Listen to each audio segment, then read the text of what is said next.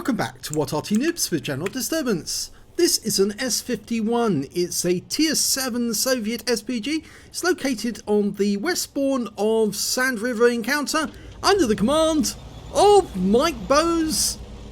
Mike 1963-1. Sorry, I got your name wrong there. Okay, well, we can see he's armed with the shotgun. That's the 203mm B4 howitzer. Yep.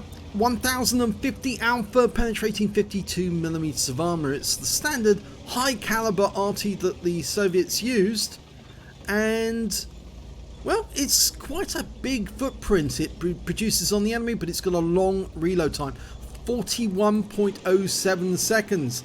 And as you know, Mike likes to watch the tanks really up close when the shell goes in. Unfortunately, this means that some of us actually have difficulty trying to follow what he's trying to do. So I've gone to overhead mode, which is a little easier. We can see he's dialing in on a TL1 LPC. Got a red line there for a moment, but he's stopped. He's hovering around a specific point. I think he's trying to get shots. Mike's following him again, but he got reticule bloom there because it's got a very narrow field of fire. The gun doesn't pivot much within the mounts. He's decided to ignore those and go after these two, because these two tanks close together, he might be able to hit both of them, and would you believe that at that point they both disappear in different directions. It's almost like they read his mind. They knew that he was going to fire at them, and they decided to get apart before a shell turned up. This is the Arty that produces more shotguns, more bombardiers than any other Arty, because of the big footprint. Yes, the blast radius from the standard shell is 10.9 meters, and from the premium, 12.4. So it's very easy to get very big hits on the enemy if they happen to be close enough and they've already taken damage. You can easily wipe out more than one tank at the same time. Well, he's dialed in, but there's no target there. Target's turned up. This time it's a T-34. That's the American heavy tank. Rounds out on him. Direct hit. 305 hit points of damage. But it looks like he's going to actually descend into the riverbed where the GW Panthers decided to move. And I think he felt that he wanted to get out of there just in case the T-34 made it in this direction. It's a long reload, so you might as well relocate whilst you're waiting. The hull of this vehicle is a KV-1S, or at least that's what the Soviets intended, because they never actually got around to building this on a production scale, mainly because they had so many problems during development of the vehicle. The gun would literally shake the hull to pieces. Well, he fired a round in there, but he pulled away before we could see what happened to the shell. So I think that was a wasted round. I do try to impress on some of the players, you know, what you need to do in order to get good results. That BK, he's only on 40 hit points. He's on his last legs. A splash would be enough to take him out of the game. He did think about going after a different one. No, this is the perfect tank for you to get. Yep, well, it's been killed. He's now selected the Tiger 1, and he's only a few seconds away from firing, so he might as well dial in on target. Oh, and the target's been killed.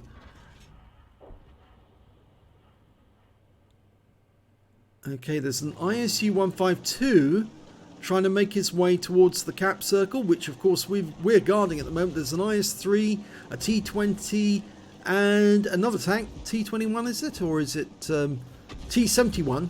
Guarding the cap. Oh, and Mike finally gets a kill. Well, he got a kill from splashing that ISU 152, I should say. 300 hit points he got on it, and that was enough to take him out. Meanwhile, that TL1 LPC, the one that he saw earlier in the game, is actually a lot quicker, a lot closer rather. And the problem is that our guys do not appear to be defending against it as much as I would like. The fact that he is that close. Instead of actually moving forward to a position where he can get shots on this guy, he's actually decided to go deeper into the riverbed area. And instead, he's now aiming for Nudes on the other side of the battlefield. Of course, tank destroyers do tend to stop and stay stationary for a little while whilst they're shooting, and that makes them easy targets. But that UDES is not stopping. He's actually moving quite a long way north, back towards that ridgeline, I think. Oh, the enemy's getting very close. Well, might have to shotgun one of these enemy tanks if they do spot him, and they more than likely will any second. He's loaded. He's ready to go. If one of them gets close, he'll just blast them. And it's the EBR, I think, who's coming in. Hello, EBR. Bye-bye. Never loses its charm, that. Blasting the enemy to pieces. And that was an Arty round he just dodged. Coming in. And that's another Arty round that was also aimed at him, but landed very close to their own tanks. Well, he's reloading. If that TL1 LPC stays where he is, I think Mike might get another shotgun and he might shoot that guy in the ass. And that would be patently hilarious. But that TL1 is probably going to try and take him out if he can. Oh, please reload, Mike. I just so want to see that TL1 get wiped out with one shot. And he got killed by T-71. Oh, no, it wasn't T-71. So Progetto got the kill. But Mike's now loaded, so he can consider another shotgun. And there's only 3 enemy tanks left, including an M48 RAM Panzer, or Raum Panzer, with that big snowplow on the front. And that's just over the rise in the next gully, so he could drive over the edge, and it's certainly what I would do. I would absolutely adore doing that because it's just so funny. They see an Arty player doing something that only a tank driver should be doing. Well, the Ram Panzer has been taken out by a Scorpion, and we're now looking at the only enemy left on the battlefield. Oh, 2 enemies left. There's this Progetto. And I think that Mike is going to try a shot at extremely long range. Rounds out. Here we go. It's 3 or 4 seconds for the shell to arrive. And he still gets 163 hit points from a splash. So there's 2 enemies left. And they're facing 6 on Mike's team. So, Mike, you're going to have a chance to nail a few of these. Well, a couple of these. He's already got 2 kills. Oh, it looks like 2 of them are headed to the cap. The Progetto and the T-71. They're going to try and apply pressure to the UDES and the enemy Progetto by forcing them to come and reset. It does take twice as long to get a reset, or to get a cap out on the encounter. And it looks like actually they're all climbing into the cap. Well, it will be a good idea for him to actually aim near the cap right now. Because those 2 enemies are going to have to come to the cap, otherwise they will lose. And if they do come to the cap, he might be able to get a bit of them. Oh, well, there's the Progetto. He's in the north. And he's engaging our T-25 too. And he just took him out. Can we get a shot in? We've only got a red line there, so yes, we were too close to that lip. And it would have really helped if we'd actually moved to change position.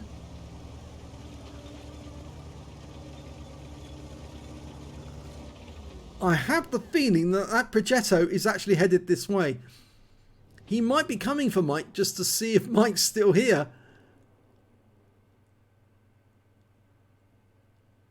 Well, Mike ought to be in shotgun mode, so he ought to go to third person to actually see it at close range. There's the UDES. I did say if you aim near the cap, one of them is bound to turn up and you'll get some shots on him. He's dialing in the aim. Don't shoot because your teammates are close. Well, he goes down, and did he do any team damage there? Well, the Progetto's turned up at the cap as well. And he's not loaded. He's not going to be loaded for a while. But our guys are still in the cap. The Progetto's going to have to harass the guys in the cap quite a lot. They did get at least 1 kill for the UDES.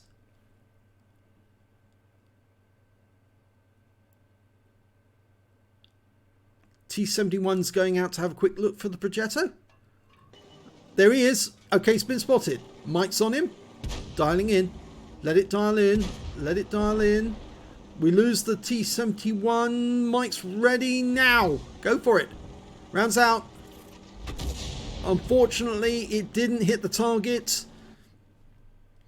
Again, I'd say come out this far when you're aiming, because then you'll see generally what he's doing and you'll be able to anticipate his movement and adjust your aim to make sure that the shell goes near him.